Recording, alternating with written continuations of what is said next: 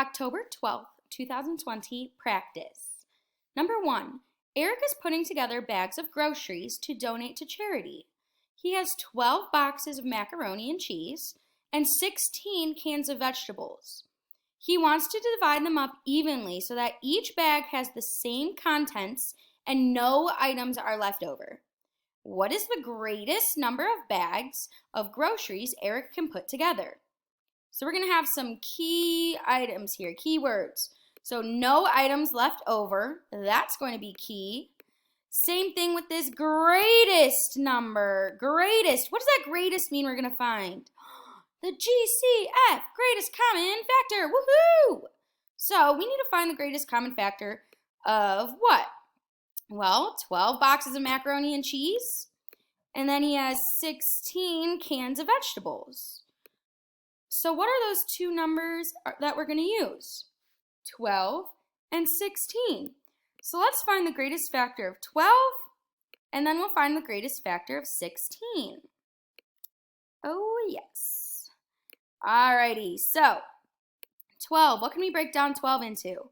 There's different ways here. We can do either 3 times 4, or we can do 2 times 6.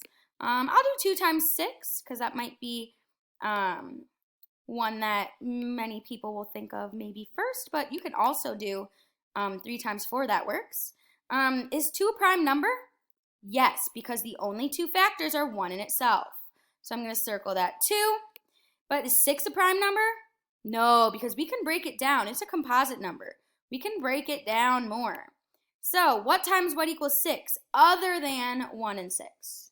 So I know that 2 times 3 equals 6.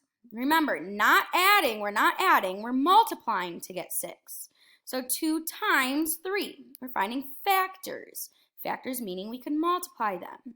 So 2 times 3 equals 6. 2 is our prime number because the only 2 factors are 1 in itself. 3 is also a prime number because the only 2 factors are 1 in itself. Now, since we have all of the tree branches, the ends of them are now all circled.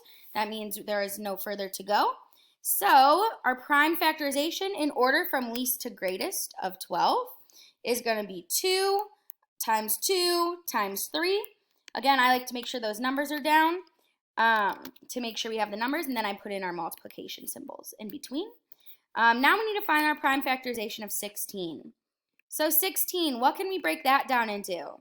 We can absolutely do 2 times 8 if you want, or you can do 4 times 4, whichever works for you, but remember, we're staying away from that 1 times 16, because then you'll break down 16 again, and then it's just useless, because then you could just keep going and going and going. I'm going to do 2 times 8 here. You can do whichever way you want, but I'm going to do 2 times 8. 2 is a prime number because the only 2 factors are 1 in itself, so I'm going to circle that. What about 8, though? Can we break down 8 anymore? Yeah. What times what equals 8? I'm going to put this up a little bit more. There you go. What times what equals 8? 4 times 2. 4 times 2. Is 4 a prime number? No. But is 2 a prime number? Yes. So I'm going to circle that because the only 2 factors of 2 are 1 in itself. So now 4. Can we break 4 down? Yeah. What times what equals 4? Oh my goodness. 2 times 2 equals 4. Perfect, perfect. We have a 2 times 2 equals 4. Is 2 a prime number? Yes, it is, because the only 2 factors are 1 in itself. So I'm going to circle that too. Same thing with this too. Now, there's no more branches to go. Nothing else is open, so our branches are done. Now, what's the prime factorization of 16? Well, it's 2 times 2 times 2 times 2 in order from least to greatest, which they're all the same number, so they're in the same order. So now, what prime factors do they share? So what do they share? Do they share, I'm going to actually put my bad. I'm actually going to put insert image. No, we want a shape. All right, so do they share a 2? Yes, they do share a 2. So I'm going to circle those 2's, and I'm going to, let me move this down 1 second. Transparent. Let's do pink, and let's do 4-point fonts. All right, there we go. So we have 2 that they share. Do they share anything else?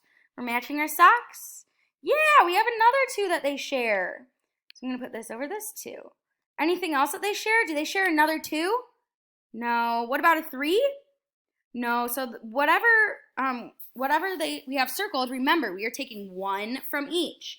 So we're going to take 1 of these 2's, and we're going to take 1 of these 2's. So they share a 2 and a 2. So now we're going to multiply these prime factors that they share. So 2 times 2 equals, we know that's 4. So our greatest common factor, or the biggest number that can go into both 12 and 16 without any remainders, is going to be 4. That's it. Awesome job.